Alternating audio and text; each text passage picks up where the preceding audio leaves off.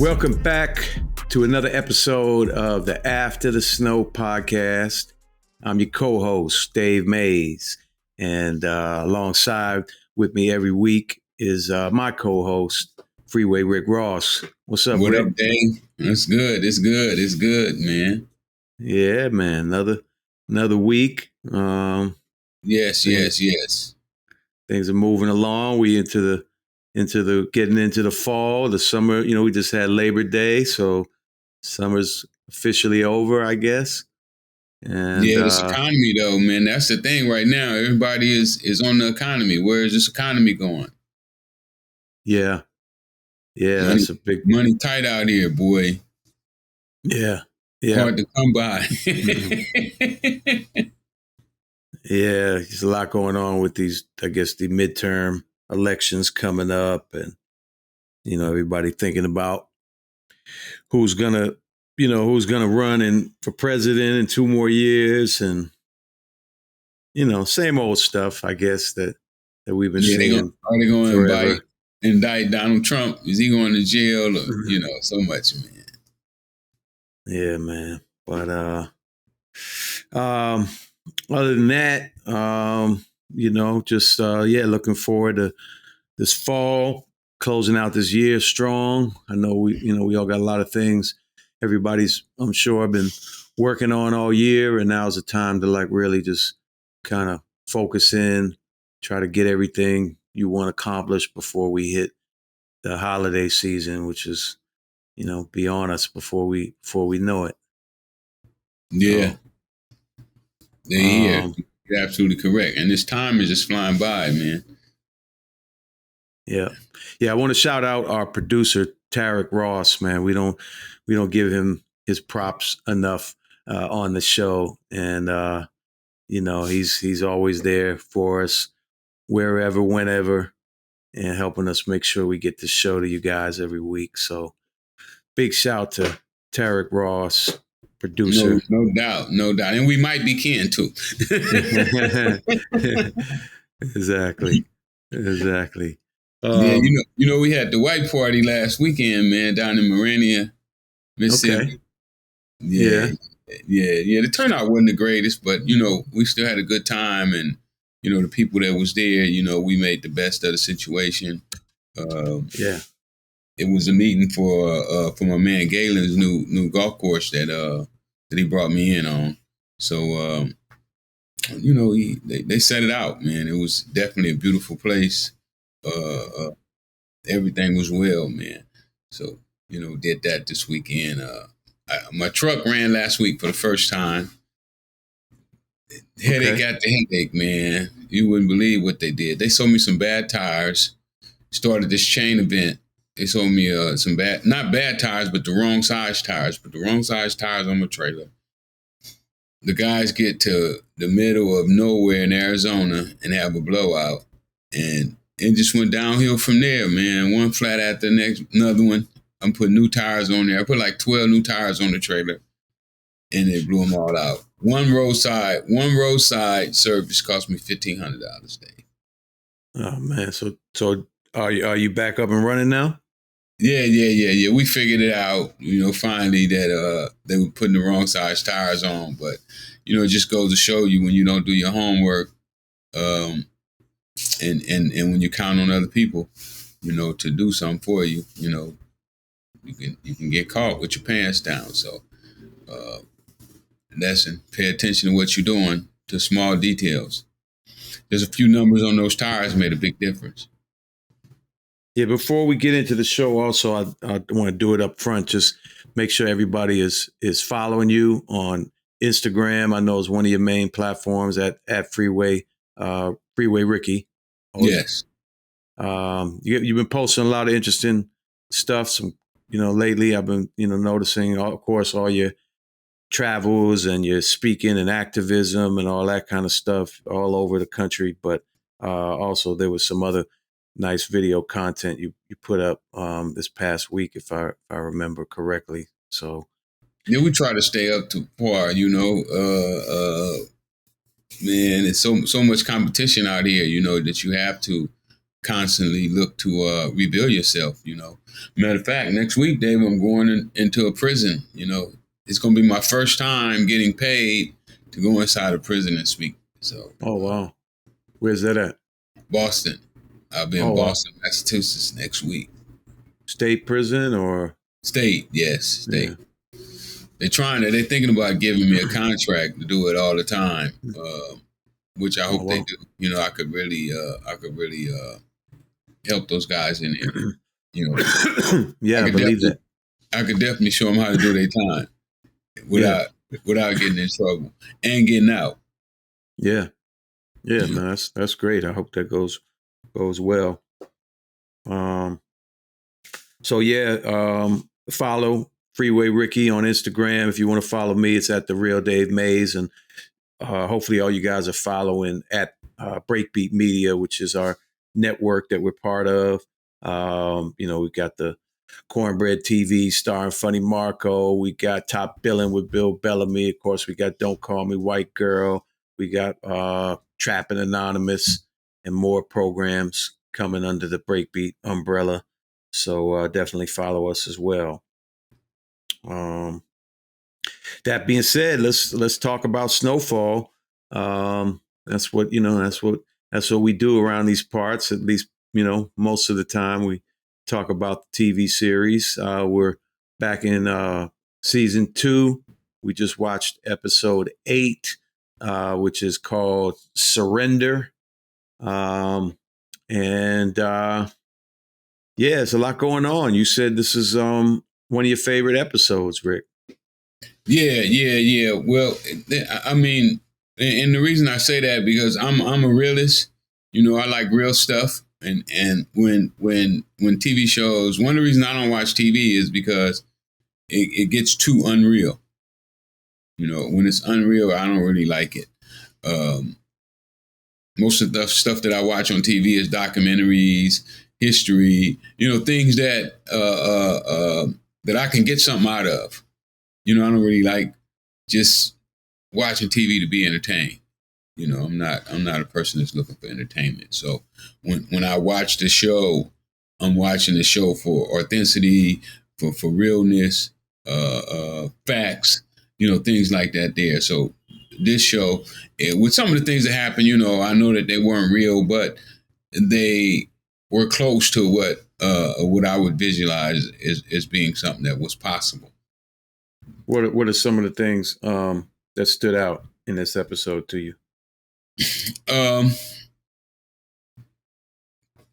Lucille, killing her cousin, because he had set her up. That happens in this game. They don't care who you are. You sending them to prison. Sometimes people lose their wits and do things that can dig an even deeper hole for themselves. So I like that one. The one with Auntie Louie come back home, and Unc takes her back. He's glad that she was back. Yeah. That was real to me. I didn't like Franklin the way he talked to his mom. I was very disappointed with that scene. Um, and I know that could be a real scene too. I know some people do talk to their moms like that. But I just thought that he was above talking to his mom like that. I thought that he could take, like when you're dealing with your mom, you're dealing with somebody that's very special. In my eyes, I hold moms to an extent that you can't really hold nobody else to, because she's the only one you're gonna ever have. You'll never have another mom, so you got to hold them to a high esteem than you would hold really almost anybody else in the world, even your dad. No matter what happened, your mom, she's gonna be there for you. She's gonna Yeah, be. that was a little almost out of character for Franklin, where he's just cursing at his mom like that. Yeah, That was pretty bad. I mean, that's something. You should never disrespect your mother, just under really any circumstances. But this isn't like something really awful she did to him. She just basically came to him and said, "Look, I don't want your money. I'll lose the house, and I don't agree with what you're doing." And Exactly. he just flipped out on her. Very much so. Almost like he was talking to somebody in the streets. Or worse than he talked to the people in the streets. Yeah, I mean, I guess what they maybe tried to get out of that scene is the whole, justification argument that Franklin, launches into, how, you got screwed over, you played by the rules, and look what happened to you. Now I'm making my own rules, and look, I'm buying you a house, and our people been getting fucked over for centuries, and Yeah, but then he turned right back around and do the same thing. He already did it to her. Just he didn't do it to her the way they did it. He verbally abused her. So, like you in the same category, my man. You can't call the kettle black. Right. That's right. So yeah, I mean, what do you think about? I mean, we've talked about it before, but I mean, as far as justifying what you were doing to people, I know your mother didn't approve of what you were doing when she found out, but other people like that maybe didn't agree with what you were doing.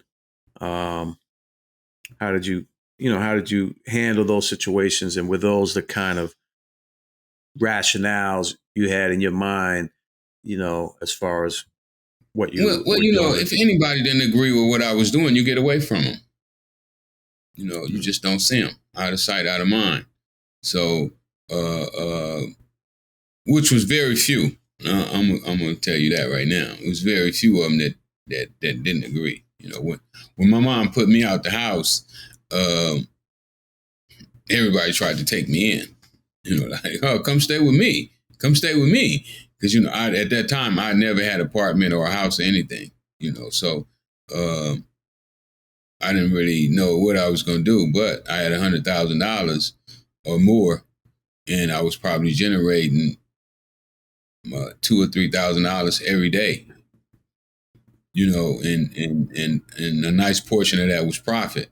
So I was cash flow rich, already. I just didn't understand how to rent a house, how to write a check, how to open up a bank account. I didn't really understand none of that at the time. So I was really ignorant to a lot of things. And the only thing I really did in the dope business was, really two things that I feel that made me win, and that was that I didn't smoke. I was able to catch myself from smoking, and I don't steal from myself.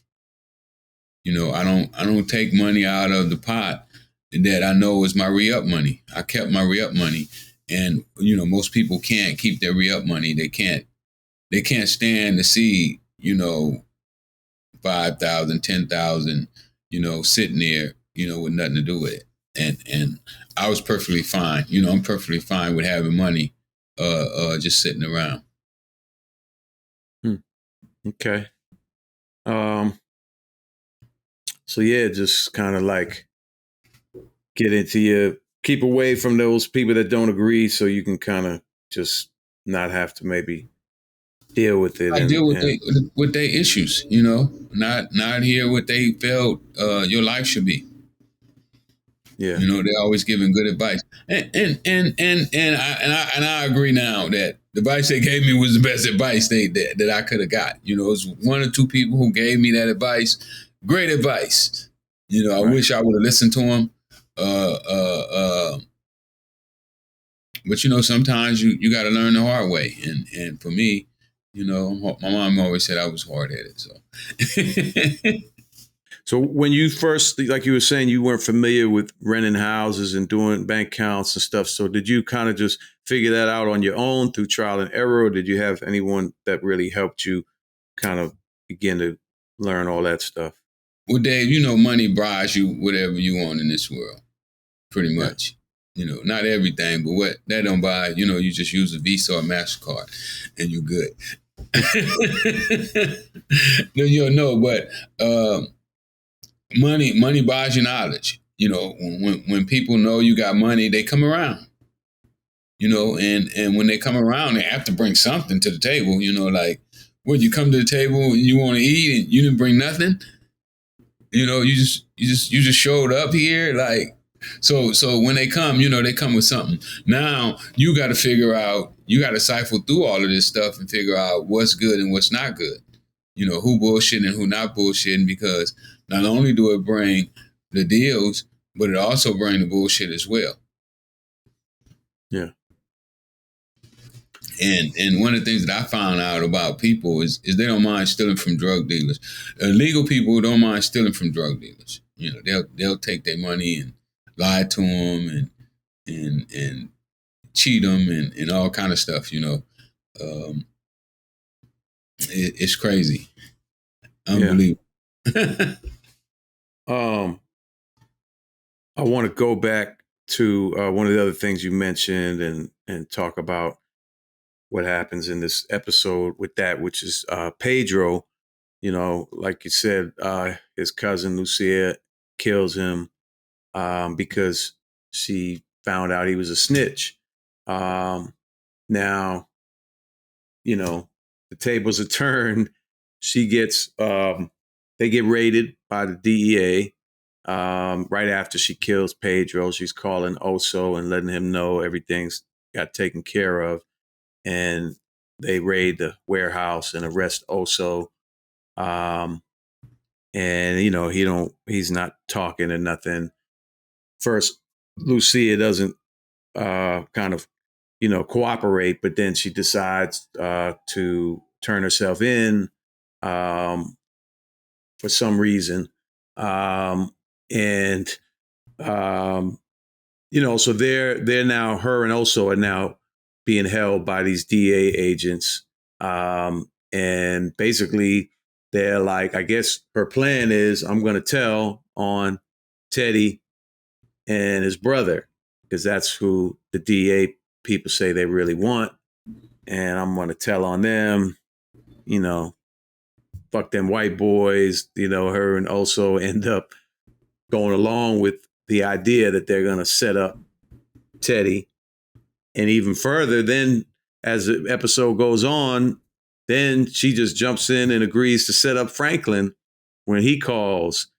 And the DEA is listening in and hearing about, oh, this, you know, gang war that might be starting if, you know, if Kev goes and kills the guy and all that. And all of a sudden now they're just snitching on Franklin just like that. So, I mean, that was a little, you know, that was a little strange. You know, I guess you could see that's that. that's kind of how it works, though. You know, I believe, you know, because I know they when they raid, they'll take people's phones and take track of everybody who's calling. So I believe that's how they really work. You know, when as soon as they find out about somebody, they want the informant to get that person as well. Right. But what did you think about, I mean, Lucia is one thing, but also, you know, going along with the plan, at least to snitch on Teddy and his brother. Well, my man Oso, you know, that's my man. I like Oso. I'm surprised, but not really. I mean, you know, when you're talking about this drug business, and if you really know the drug business, you know that the person that that you're doing whatever with today, you know, eating with, sleeping with, your mama, your daddy, your brother, they're all vulnerable. Everybody is vulnerable to tell. You know, you don't ever know who out of the bunch. You know, one could play hard and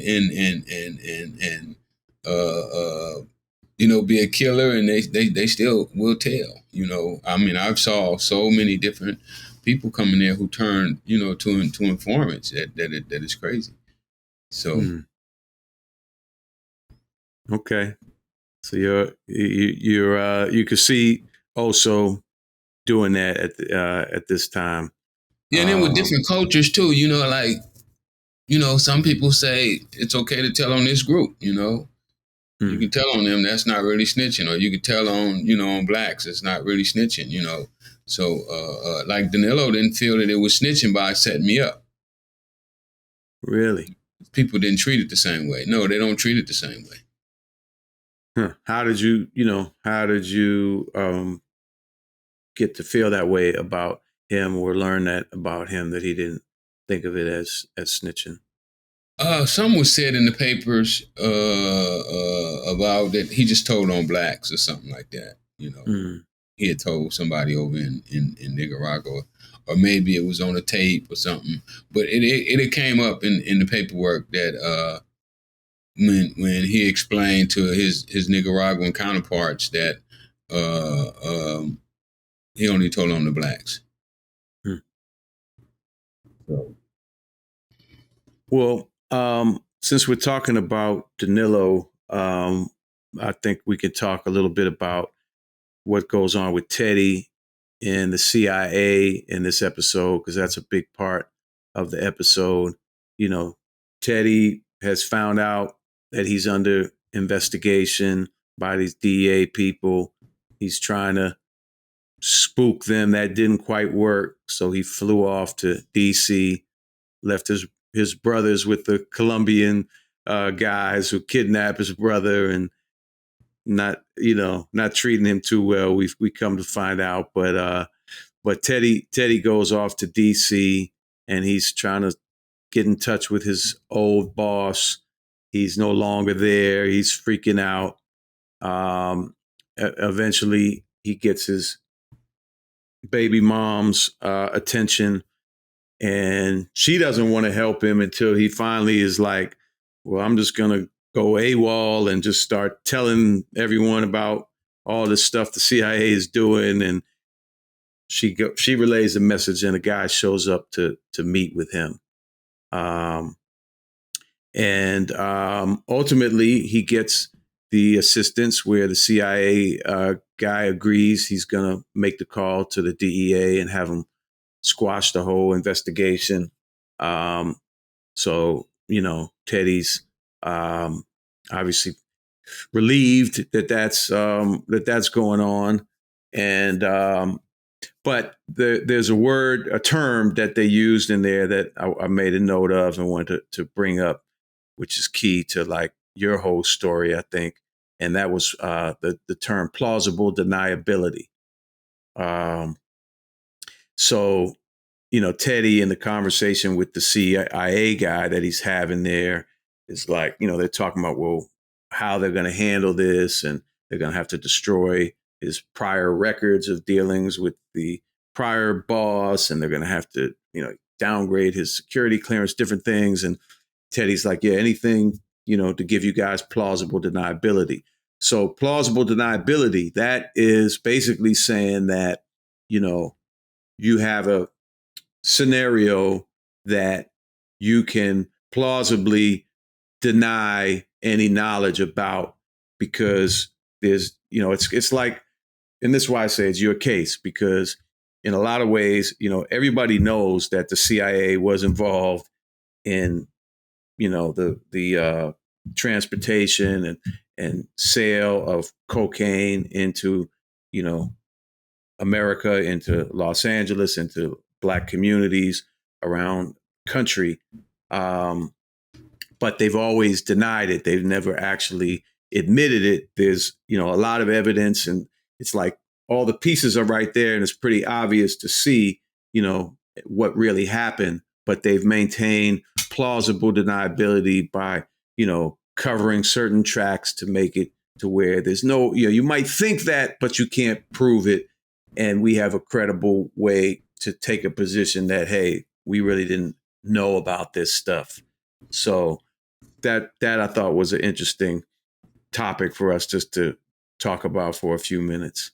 Yeah, well, it's kind of what the CIA used as their defense, and you're right in my case, and their defense was, eventually they admitted that they knew the Nicaraguan army was selling cocaine, but what their argument was is that they never sanctioned it. So a lot could go into that argument. With aiding and abetting, if they use the aiding and abetting law that they use with so many drug dealers who on a different side of the fence. But we know that there's a double standard. If you don't have the resources, and most blacks don't have the resources to actually put up the defense. Like with Trump, Trump got a special master to go over the papers. I mean, never heard of, getting a special master to be able to go over the paperwork. So it's according to where you at financially. Your skin color definitely plays a role in inside the court system. The court system is not justice is not blind to color. I'll be the first to let everybody know that. So I don't know, man. It's a lot to it. With the 100-to-1, times that they were sentencing everybody to, when this whole thing first broke out, and it's so crazy, man. I was just thinking about, how they're doing now with the opioid addiction. They're allowing people who are addicted to opioids now to go to special housing right here on the street and not have to go through the jail time that so many of us had to go through who was involved with cocaine. Yeah, man, it's just a lot, and I always say it. That's why your story is so critical to understanding the truth about a lot of things that have gone on in this country the past 30, 40 years. Yeah, this episode, I mean, there's another part of this episode now that I'm thinking about it, that also I think speaks to the heart of your story and your situation. This whole thing with the CIA and plausible deniability we just talked about, but the stuff with Wanda that we see in this episode. So, Wanda robs the cookhouse. Jerome gets the call. That was funny. That was funny. It take the whole crew to go find Wanda, right? Like, come on, man, stop. Right. Like they was going to get a killer or something. They all ganged up. And, Wanda robbed the cookhouse with a pot. Bopped the guy over the head with a frying pan, they said, and ran off. Somebody would have came to the spot and said something like that, we all would have been rolling. We'd have been all over the floor laughing and crying, like, come on, man. How you let Wanda rob you with a pen? Get out of here. That would have been so funny to me, Dave. Boy, I would have. That would have. They weren't laughing. They were upset, and like you said, the whole gang, everybody, man, got ganged up to go address the Wanda problem. No, that was one that I could have threw that scene out. Get out of here. Yeah, but what I guess what I wanted to tie it in to is they are trying to show you the effects that crack addiction is having when they're showing you the people in her house and how they're acting, and obviously what's going on with Wanda, and then having to handcuff Wanda to the sink in the empty house. Leon decides that's the only thing he can think of to do to deal with her. So they're really trying to get us as the viewers to get a look at how dangerous addiction to crack became, and also how close to home it starts to hit for Franklin and the crew.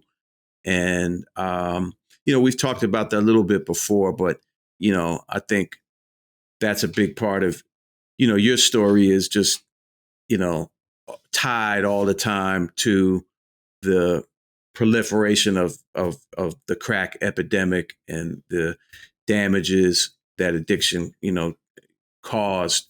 So again, this is kind of like an interesting episode that really goes to several of the core, things around your story. So I know I said a lot, but talk to me a little bit about Wanda and the impact of addiction, what you saw, and how you felt when it started to hit close to home. Well, when we started to see people acting like Wanda's acting in this here was at least had to be 4 or 5 years after we was in the game. It takes a while for the addiction to really start to show itself with the crack. It's a gradual process. But most people don't act like Wanda was acting when they get high. So uh, don't get that. There's people that can go in. They call them functional addicts. I think that's what they call them. People who go to work every day and you would never know they're high. But yeah, we start to notice it about 4 years after being in. The people who really couldn't afford to be getting high. The next thing they do is they turn to trying to become a cocaine. Well, and I believe too, Dave. Everybody eventually, when they go into it from the beginning, it's to hustle it, it's not to be a dope fiend.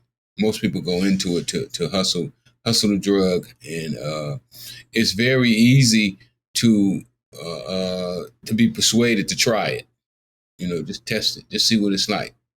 Because you're curious, you're seeing all these people doing it, and you're like, I wonder what they're getting out of it. And when you wonder that, then the next thing you know is you want to sample it and see if you can get out of it what they're getting out of it. Or I guess that's the scientist in us, to experiment. I guess. I'm not sure.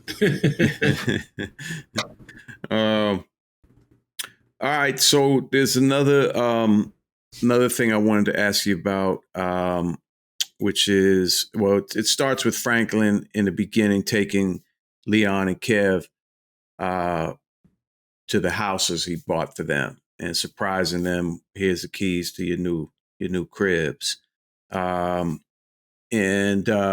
Leon's going nuts. And of course, Kev is acting a little funny because he's still, he knows what he's done as far as selling out Franklin, and he's still got his mind on that and how he's going to handle that. But what'd you think about that move by Franklin to give them their own cribs? I mean, that makes sense, for your guys to have something nice. You want your guys to be happy. Your employees, you got to definitely try to make them happy. So that was a good move by Franklin to give him a house. Okay. So we follow that storyline really up into the ending of this episode, which is a wild scene at the end. I want to just break down and get into a little bit. So Kev, as we know, has found out where the Mexican guy that killed his cousin will be at this park, certain amount of time, certain time of day. He tells Leon ends up confronting Kev, like, I'm trying to reach you today. You ain't been getting back to me. And they meet up outside the houses. And that's when Kev kind of like spills the beans to Leon that, look, man, I got the information on this guy. Franklin knew all along who it was. He lied to us and, fuck Franklin, basically. So he's off to the park to try to go kill this dude. Meanwhile, Leon runs back to Franklin. He lets him know what's going on. So they got to figure out, how do we stop this? We got to get to Kev. Franklin ends up paging Lucia to try to find out more information because he figures it out. He's like, the woman, Kev had said something about the woman had told him, and Franklin puts it together. Oh, so he must have gone to Lucia because he knew how bad Lucia wanted that recipe, how she had come to him begging for it. So she's like, damn. He's like, obviously Lucia got to Kev. That's what's going on. So he pages her. And like we talked about earlier, she's in the DEA office having this conversation with him.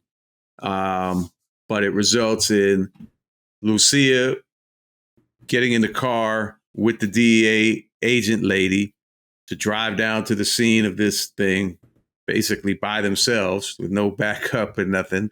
And Lucia is supposed to sit there and point out Franklin and Leon to the DEA.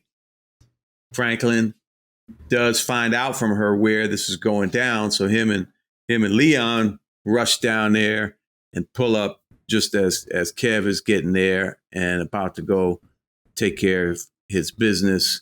So it's a lot going on, and the show ends with Kev basically saying, Franklin, I can't trust you. You fucked us over. You lied. You sold us out. You didn't do nothing to protect your family, and I can't fuck with you, and I got to do what I got to do. He heads down, fires one shot off at the guy, and the next thing, Franklin shoots him from the back. We don't know where he hit him, and that's how the episode ends. The DEA agent runs up on Kev, who's bleeding on the ground. Franklin and Leon speed off, trying to get away, and the Mexican gang guy, he's running off with his daughter, and he sees Lucia sitting in the cop car on the side. So it was a wild scene. A lot to Yes, unpack. it was. So tell me what your thoughts are. Well, the first thing, the DA agent never would have went out there by herself like that. Knowing that it was a potential gang situation, guns, attempted murder, suspected murder. Police would have been surrounded that whole place like you never seen before. I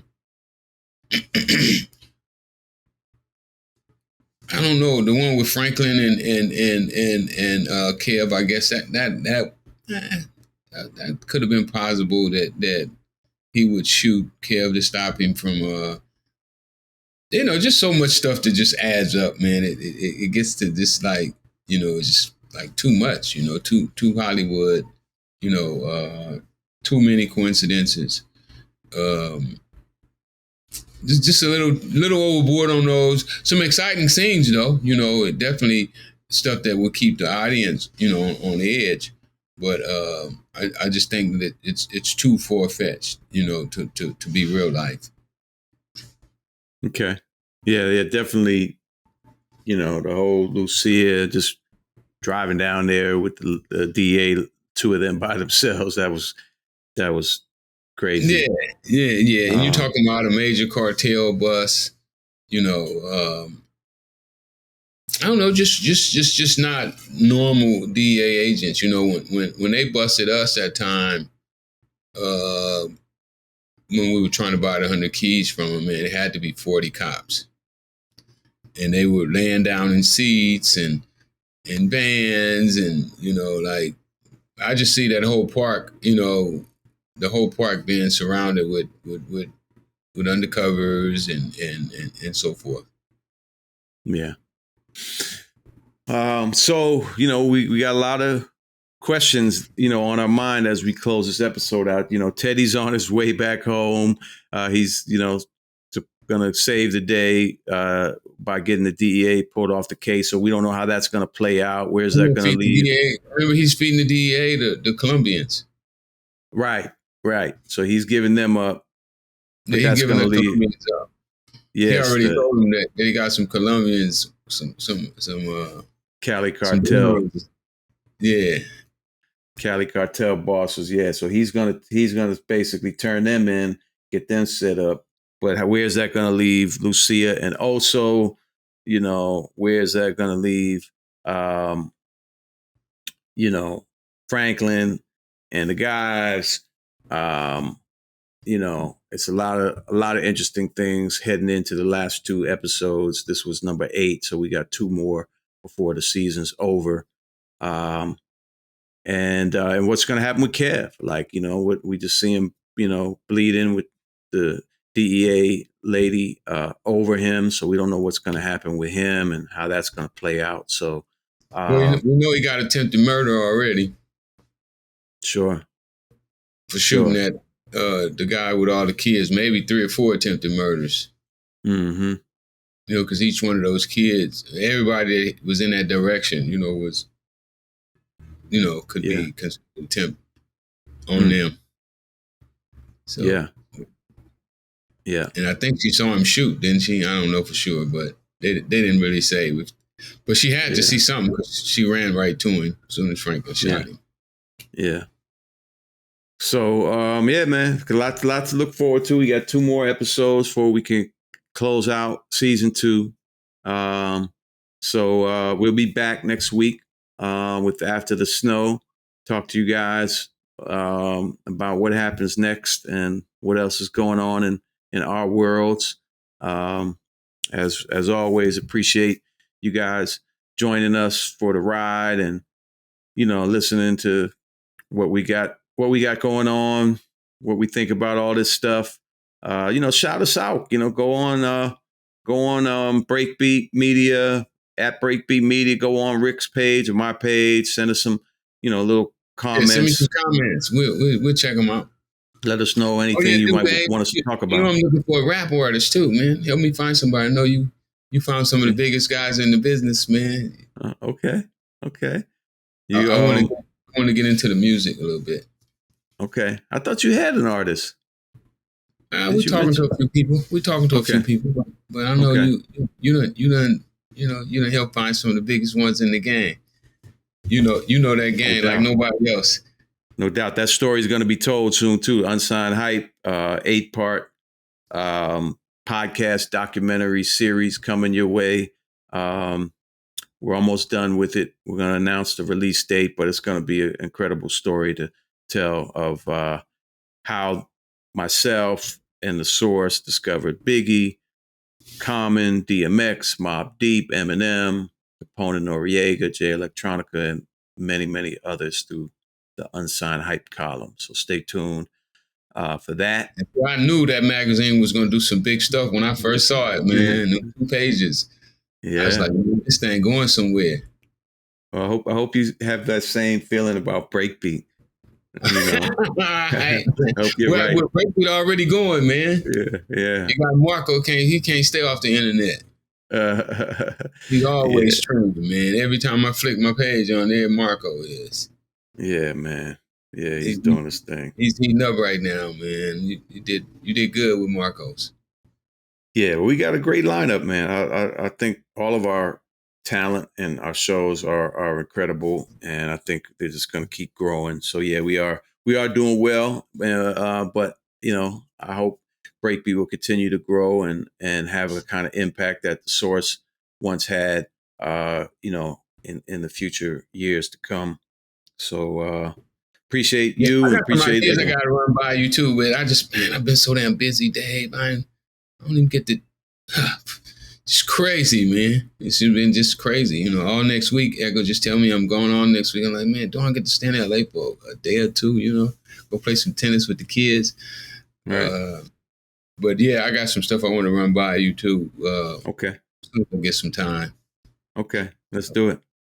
All right, y'all. Appreciate it. After the Snow, Breakbeat Media. Peace out, y'all. I'm going to hit that gym right fast. Yeah. Me too. Peace, y'all. Safe weekend.